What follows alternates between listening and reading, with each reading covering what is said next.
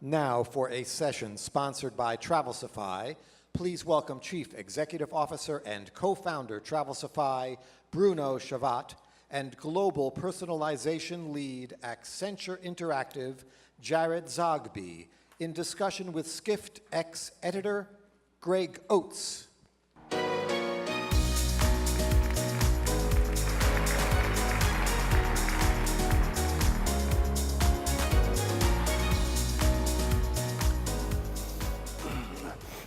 Hey everyone.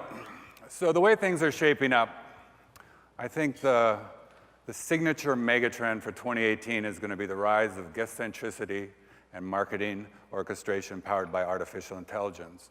Now we all have heard a lot about artificial intelligence. When we have that conversation, it's always followed up by, yeah, but we're not there yet. But there's movement and we're getting there and we're evolving.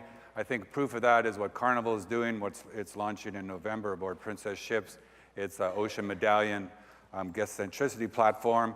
Their CEO talked about it for an hour at CES this year. I encourage everyone to read that. Here we're going to talk with Travelsify and Accenture about how they are driving AI personalization forward today. So first, Bruno, can you just talk a little bit about how Travelsify delivers more intelligent hotel product data, who benefits from that, and just this idea of matching up the product data with the consumer profiles? Thanks, Greg. For us, personalization for hotel is like a coin with two sides. On one hand, you have the guest, the traveler, and on the other hand, you have the product, the hotel. And in order to provide highly personalized recommendation, you need to understand the traveler's intent and preferences, as much as to have an in-depth knowledge of the product, meaning the hotel.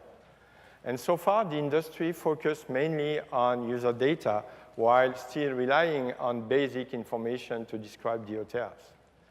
And it's surprising that online booking platforms today still define hotels thanks to basic amenities such as Wi-Fi, parking, lift, while travelers, when they write reviews, they speak about design, ambience, cozy atmosphere, stylish rooms.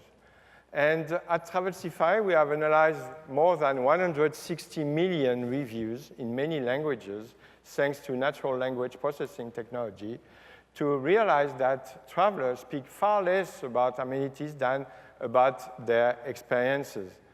And that's the reason why we have defined and created Travelsify Hotel DNA in order to really show that unique sequence of 34 experience-defining attributes which matter to the travelers and which explain why they might be interested to book that or this hotel. But you might say that luxury or spaciousness do not mean the same thing for an American traveler or a Chinese traveler.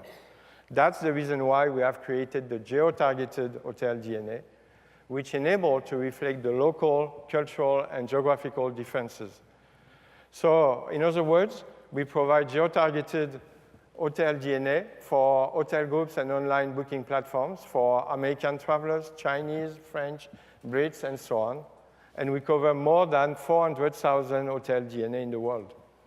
So there's been all this emphasis on delineating the consumer profile and the consumer psychographic. Now you're looking at the hotel psychographic, the hotel personality, so to speak.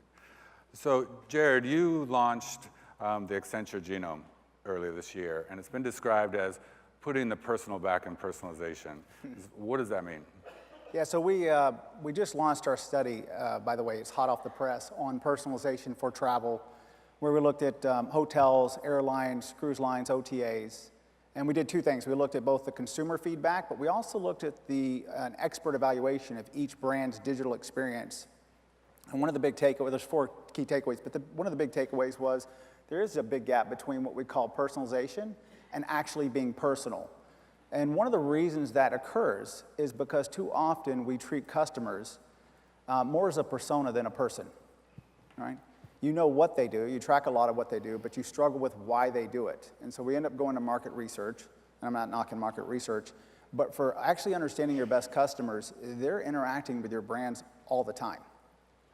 And so the ability to go a level deeper thanks to the data that Bruno and Travelsify provide, to get to that why is the power. And we call it going from the what to the why.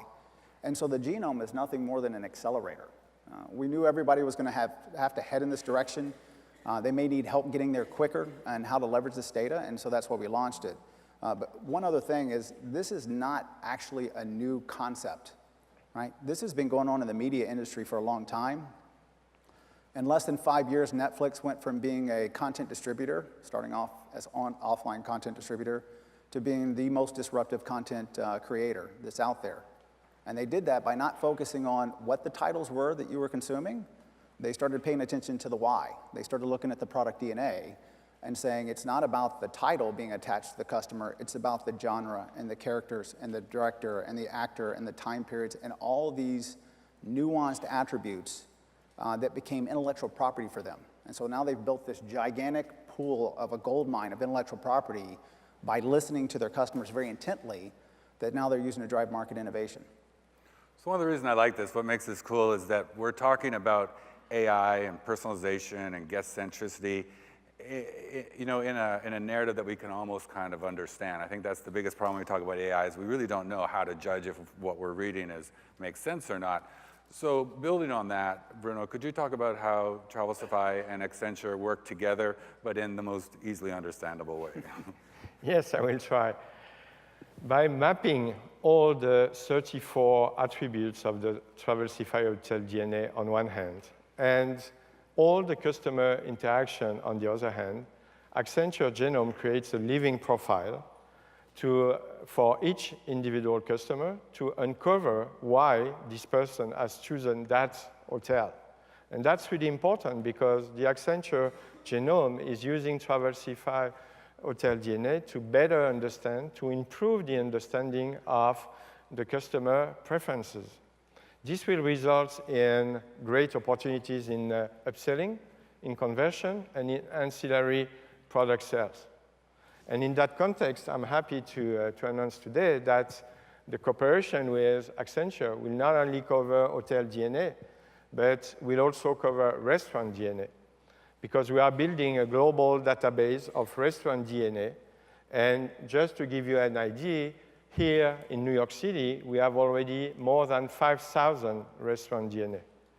This will enable hotel groups and online booking platforms to provide an holistic experience to their customer, not only recommending the right hotel, let's say online, but also on site to make relevant recommendations in terms of restaurants or other products in travel. Because Travelsify can be considered as a global travel product DNA knowledge base, which feeds online booking platforms, chatbots, voice-driven devices. And at the time when Apple and Google are strictly limiting the usage of cookies, it's really crucial to understand perfectly the product in order to provide that recommendation. And this is particularly true in experience-driven industries such as travel. And that's the reason why I'm so excited to partner with Accenture. So we have to get you and Skift Table, our sister platform, hooked up as you move into food. Jeriad, what does this mean for companies? What does this enable them to do and everyone here to do that hasn't been possible before? Right, so looking at that next level of data, right, really going, and again, this data is available to all of us. I mean, you think about, especially from the hotel industry, every hotel product that you have is basically on a page that people look at. It's just been a leap for some reason to get that data mapped to the customers when they're actually choosing it as guests.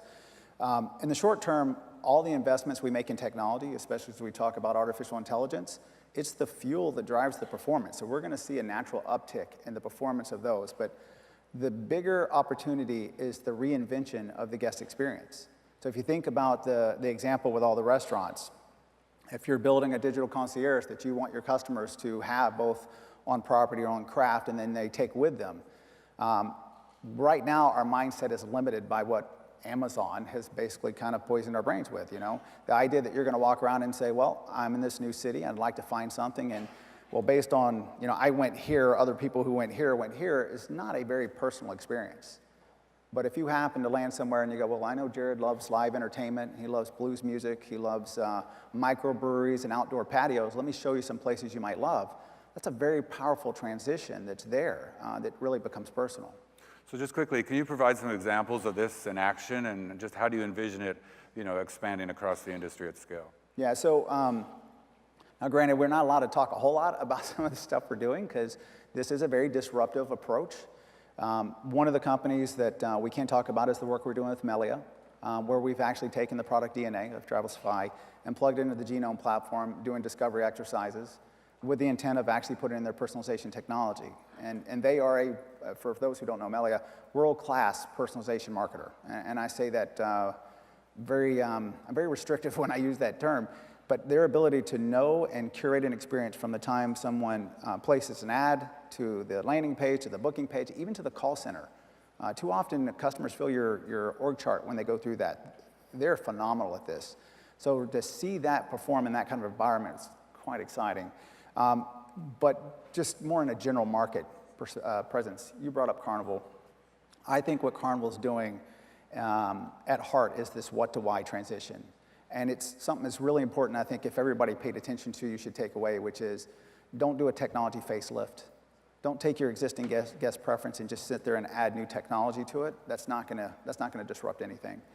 Use this as an opportunity to reinvent the guest experience, to stop chasing the competitors and start chasing the customer. Okay.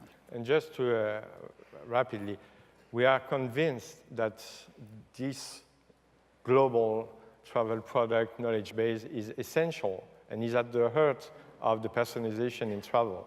Because people will not use several chatbots, several applications to either look for a hotel or for a restaurant. Customer needs knowledge convergence across multiple products, whether these are hotel, restaurant, or others, and across multiple devices. That's really what will make personalization in travel at scale. I love that. We got to go. That's all the time. But let's stay in touch because you guys, we're in front of something that's going to impact everyone here. So thank you. You got it. Thank you. Thank you, Rick.